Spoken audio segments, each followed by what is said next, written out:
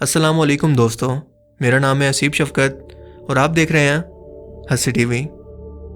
29 अप्रैल 2020 को एक बहुत बड़ा एस्ट्रॉयड ज़मीन की सतह से अचानक टकराने वाला है, जिसकी तबाही इस कदर ज़्यादा होगी कि ये पूरी की पूरी दुनिया या पूरी की पूरी इंसानी तहजीब को ख़त्म कर देगा, यानी कि एंड ऑफ द अर्थ, पूरी ज़मीन का खात्मा।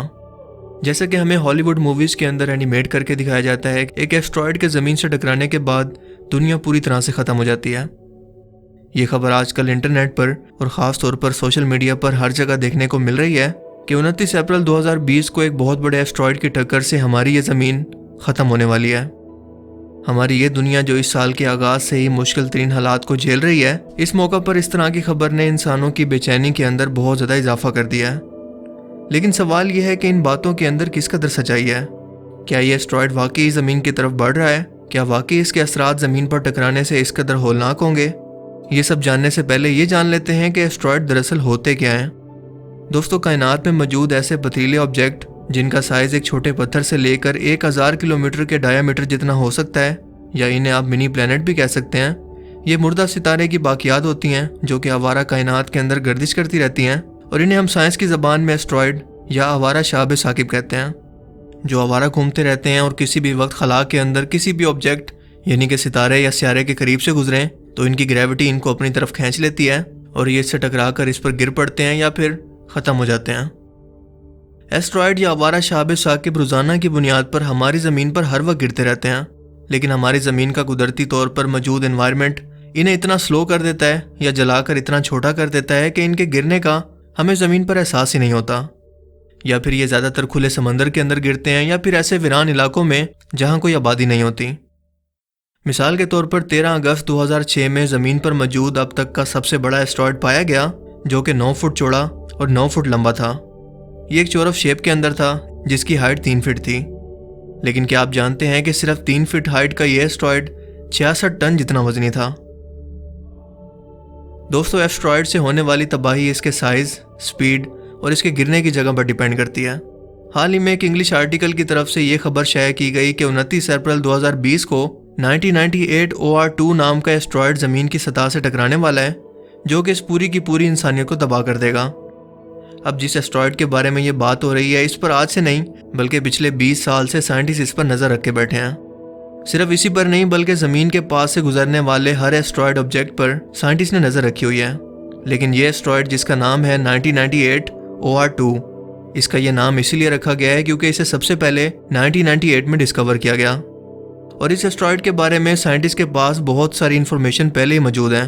मिसाल के तौर पर इसका डायमीटर इस वक्त तकरीबन 5 बुर्ज खलीफा इमारत, जो कि इस वक्त दुनिया की सबसे ऊंची इमारत है, इसके बराबर या फिर 4.1 किलोमीटर है, यानी कि माउंट एवरेस्ट के साइज़ का आधा है, और इस वक्त इसकी स्पीड 31,000 किलोमीटर पर घंटा की है।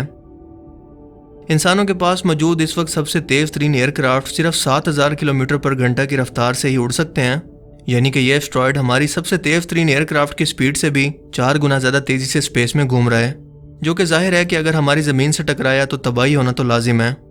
और ये तबाही कितनी होगी आप इसको इमेजिन भी कर सकते हैं। लेकिन सबसे अहम सवाल ये है कि क्या ये हमारी ज़मीन से टकराएगा भी, या फिर महज अफवाह या सनसनी फैलाने के लिए ये खबर दुनिया भर के अंदर फैला दी गई है।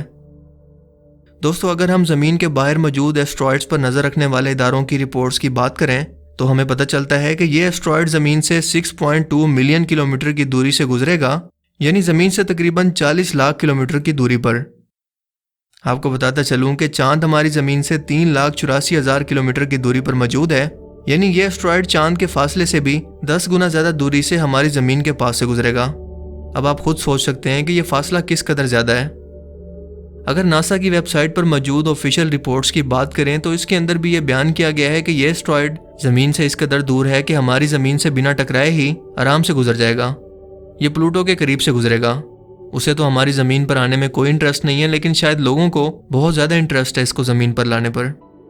लेकिन एक्चुअल में हम इंसानों को ना तो इससे कोई ख़तरा है और ना ही ऐसा पहली बार हो रहा है, क्योंकि अगर ये एस्ट्रॉयड वाकई ज़मीन से टकराने के लिए इसके इतना करीब आ रहा होता तो इसके टकराने की वजह से कितना ज़्यादा नुकसान हो सकता है, इसका गवाह आज से लाखों साल पहले ज़मीन से टकराने वाला वो एस्ट्रॉयड है जिसने डायनासोर्स को सफ़ाए हस्ती से मिटा दिया। और अगर ये एस्ट्रॉयड ज़मीन की तरफ बढ़ता भी है तो हम इंसानों के पास आज इसको रोकने के लिए कोई भी टेक्नोलॉजी मौजूद ही नहीं है, क्योंकि हकीकत तो ये है कि हम इंसान टेक्नोलॉजी में जितना भी एडवांस हो जाएं, स्पेस से आने वाले ऑब्जेक्ट्स को हम अभी भी ठीक से समझ नहीं पाए। सो जिन चीज़ों के बारे में हम अभी तक ठीक से समझ नहीं पाए, इनसे बचने के लिए हम भला टेक्नोलॉजी क्या इस्तेमाल करेंगे? इस तरह की खबरों के अंदर कोई भी सच्चाई नहीं है कि कोई एस्ट्रॉयड ज़मीन से टकरा कर हमारी इंसानियत को ख़त्म करने वाला है, क्योंकि अगर हम लास्ट रिकॉर्ड्स की बात करें तो साइंटिस्ट के मुताबिक पिछले 1000 सालों से कोई एक भी ऐसा एस्ट्रॉयड ज़मीन की सतह से नहीं गुजरा जिसके बारे में ये गुमान किया जा सके कि यह ज़मीन पर गिरकर इसे तबाह कर सकता है, और आइंदा भी हज़ारों साल तक इसकी कोई उम्मीद नहीं है। लेकिन ये स्पेस है, इसके बारे में आप श्योरिटी से कुछ नहीं कह सकते। सो आई होप कि आज की इस वीडियो से आपको बहुत कुछ नया जानने को मिला होगा और इस एस्ट्रॉयड के बारे में फैलाई गई मनगढ़ंत खबरों के बारे में आप पर हकीकत वाज़ेह हो गई होगी। सो अगर ये वीडियो आपको अच्छा लगा या इन्फॉर्मेटिव लगा तो इसे दूसरों के साथ भी ज़रूर शेयर करें, और मज़ीद इस तरह के इन्फॉर्मेटिव वीडियोज़ के लिए इस चैनल को ज़रूर सब्सक्राइब करें। अब मैं मिलूँगा आपसे एक नई इंटरेस्टिंग वीडियो में, तब तक के लिए अपना बहुत सा ख्याल रखिएगा। Thanks for watching this video. अल्लाह हाफिज़।